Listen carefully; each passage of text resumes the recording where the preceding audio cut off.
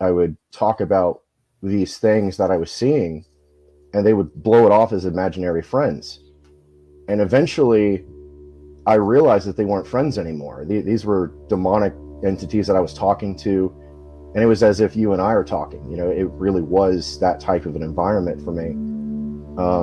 But by the time I got to teenage life, they became friendlies at this point, and they were telling me.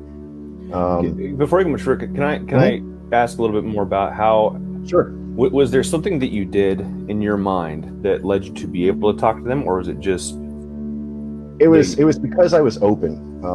There was an openness that anybody can really do this, to be completely honest. And that's the danger of this, is that if you open up yourself to this, in any of the things that I'm talking about, it can really open up a window to allowing demonic activity in your life. And for me, it was just wanting answers and not getting any, and hearing all these different stories throughout my life of, we had this crazy thing happen, or we saw a light manifest in the room, and there was no answers. And so, again, by the time I was a teenager, I really invested a lot into trying to find answers for myself. And I had a friend that said, "Well, if you want answers, why don't you just ask for them?"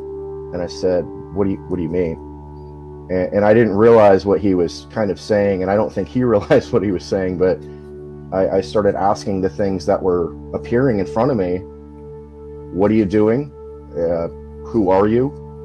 And they would appear as friendly people when I was a kid.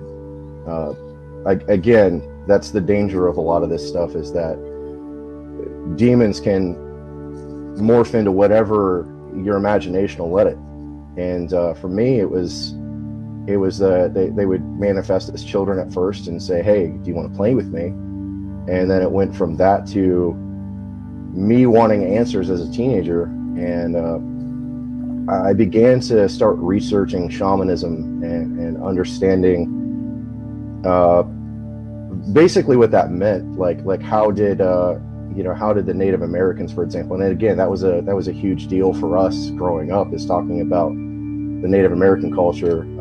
I grew up in an area to where Tecumseh and Chief Blue Jacket were there, and we had stories of that, how they had cursed the land. And so, growing up with those stories, it has a huge influence on you. And for me personally, that's what it was. That's what it turned into, was this fascination. And by this point, I'm really trying to see, okay, what does this mean? So I had some influences with some psychic mediums. One of the names of the people is Sylvia Brown. I was given a Sylvia Brown book and was told to read it. And it was fascinating to me, the whole aspect of asking for power. And so the book was about the spiritual realm, asking for power. Yes, yeah. It was learning to control your abilities, and that's a big one that you'll hear throughout the occults. This seems to be a common thread, like you said, through occultic practices, whether it's gaining power or mastering yourself, yes, or something along those lines. You find the same threads in Scientology. Oh, absolutely. Lots of the Wicca, right? Different occultic practices that, even no matter where their historical roots are, it seems to be kind of that same thread. Yeah, absolutely. A lot of it's I kind of coined the phrase selfism or humanism. That's kind of the main focus, is that